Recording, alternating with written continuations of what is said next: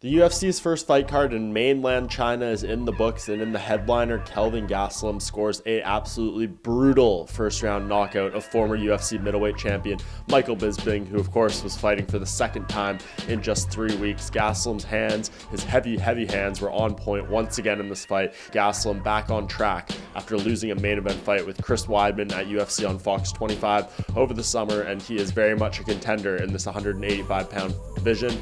Anyone he lands those punches on is going to be in serious trouble. We've seen for the most part over the past few years, Gastelum has dropped pretty much everyone he's fought, whether he wins or loses the fight. His hands are a serious problem for anyone who wants to stand and trade there. And we did see in his last fight, though, the major flaw. If he's able to get put on his back against a good submission guy, that's where he had problems, where he lost the fight to Chris Weidman.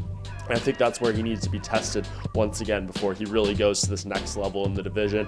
And if you're talking about ground tests, ground aces, of course, there's none better than Ronaldo Jacare Souza. Souza is coming off a loss to Robert Whittaker, who actually Gastelum called out after the fight. He said he wants an interim title shot at UFC 221 in Perth down in Australia, but it does not seem like that's very likely right now. Whittaker, of course, is going to be looking for that unification bout with George St. Pierre, and I think a matchup with Gastelum is just not really in the cards for him right now. So Gastelum will have to look elsewhere, and I think that Jacare fight makes a ton of sense. Jacare just looking, great up until his last fight where he did lose to Whittaker, but nonetheless, he is still one of the biggest threats in this division. He's got good hands, got, of course, high level grappling skills, and I think it would be interesting to see how those match up with Gastelum. If Gastelum could get by that test, then we're talking about him as a serious contender.